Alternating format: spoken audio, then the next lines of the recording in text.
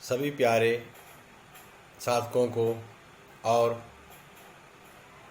मेरे जानकारों को जय निखिल महादेव। मेरे सद्गुरुदेव ने मुझे मंत्रों के बारे में बताते हुए कहा था कि बेटा, शब्द जो हैं, ये शब्द ही मंत्र को आबद्ध करते हैं। ये समस्त संसार जो है, ब्रह्मांड मंत्र आबद्ध है। जीवन की प्रत्येक हलचल मंत्र संचालित है, प्रमाणिक है। प्राणी मात्र का छोटे से छोटा कार्य मंत्र संबंध रखता है। अतः जीवन में मंत्रों के बिना प्राणी अस्तित्व की कल्पना ही नहीं की जा सकती। आज अपना जो जीवन है, उसका अस्तित्व शब्दों से है और शब्दों से ही मंत्र बनते हैं। मैंने भी डॉक्टरेट की उपाधि अपने जीवन में दोषों को हटाने के लिए मंत्रों के द्वारा उसी पे किया है और सद्गुरुदेव भगवान के आशीर्वाद से मुझे मंत्रों में सफलता भी मिली है। क्योंकि कहा गया है कि एक शब्द की गति इतनी तीव्र होती है कि आप उसको पकड़ नहीं सकते। मैं अपने इस चैनल के माध्यम से आप लोगों को ये बताना चाहता हूँ कि आज भी मंत्रों में शक्ति उतनी ही है जितनी पहले थी, लेकिन ये सभी मंत्र क्लिक कर दिए गए हैं भोलेनाथ के माध्यम से। जब भोलेनाथ ने देखा कि मंत्रों के द्वारा आने वाले समय में गलत काम भी हो सकते हैं, तो उन्होंने सभी मंत्रों को क्लिक कर दिया। तो मंत्रों को उत्क्लित करने की विधि पहले सबको करनी चाहिए और मंत्रों के जो 10 संस्कार बताए हैं मेरे सद्गुरुदेव ने, वह भी करने जरूरी होते हैं। क्योंकि कहा गया कि जब ब्रह्मांड का अणु अणु मंत्रबद्ध है, तो जीवन को भली भांति समझने के लिए मंत्र के मूल रहस्य को समझना भी मानव का पुनीत और प्रथम कर्तव्य है। और इसी कर्तव्य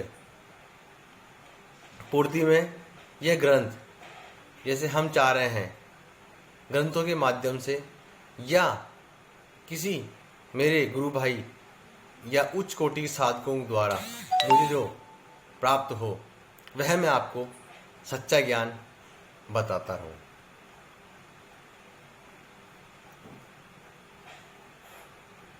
और मैं चाहता हूं कि कोई भी साधक या मंजाप करने वाला इस तरह पुस्तक पढ़ के या किसी चलते फिरते राहगीर से या अनभिज्ञ व्यक्ति से ऐसे ही मंत्र ना लें और ऐसे ही ना करें।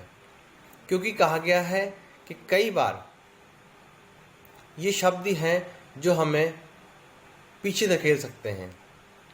कहते हैं ना, शब्द से ही आप किसी को अपना बना सकते हैं और शब्द से ही आप किसी को बहुत दूर फेंक सकते हैं। इसलिए शब्दों को बहुत ही सुरुचिपूर्ण ढंग से संजो के बोलना चाहिए और जो जिह्वा है उसका सही इस्तेमाल करना चाहिए। और मुझे विश्वास है कि आप सभी मेरे जानकार जितने भी इस वीडियो को देख रहे हैं, मुझे जो कमी होगी मेरे अंदर वो मुझे बताएंगे और कैसे और सुधारा जाए वह भी मुझे आप बताएंगे। तो दोस्तों, मंत्रों में बहुत ही शक्ति है। आप करेंगे तो आपको पता लगेगा। लेकिन मेरी एक बात, जो आप लोगों से मैं कहना चाहता हूँ कि पुस्तक पढ़ के आप ज्ञानी बन सकते हैं,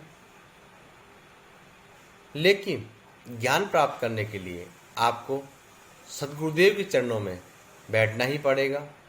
क्योंकि सूक्ष्म ज्ञान जो है, प्रैक्टिकल ज्ञान, उसे प्राप्त करने के लिए आपको उनके चरणों में जाना ही पड़ेगा।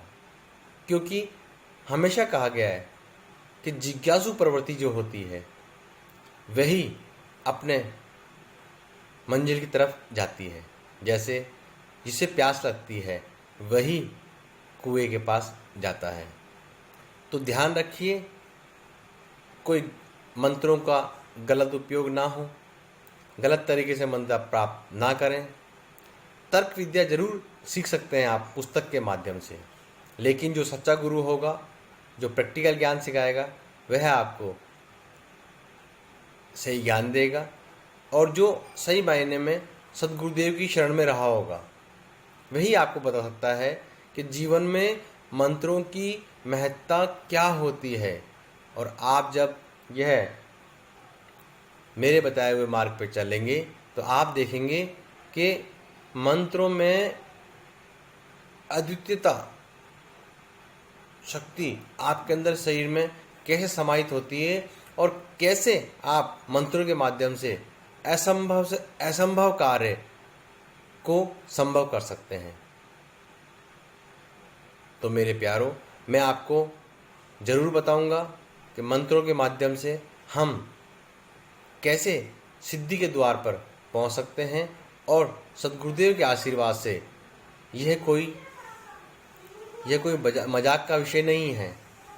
उन्होंने मुझे बताया था कि मंत्रों के माध्यम से आप जो मन में है वह कार्य कर सकते हैं, बशर्ते सद्गुरुदेव की शरण में जाने के बाद।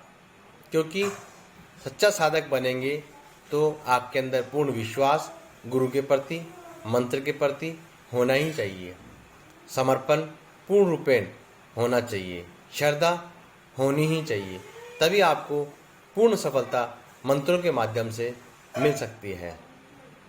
आपने देखा होगा रामायण में, महाभारत में या कोई भी टीवी सीरियल में जो पुराने भगवान के ऊपर आते हैं, वह धनुष बाण लेते हैं खाली, और बाण के लिए जैसे मंत्र बोलते हैं। ये तो एक ठीक दृश्य दिखाया उन्होंने टीवी वालों ने, और हम मान लेते हैं, तो तुरंत उनके हाथ में एक बाण आ जाता है।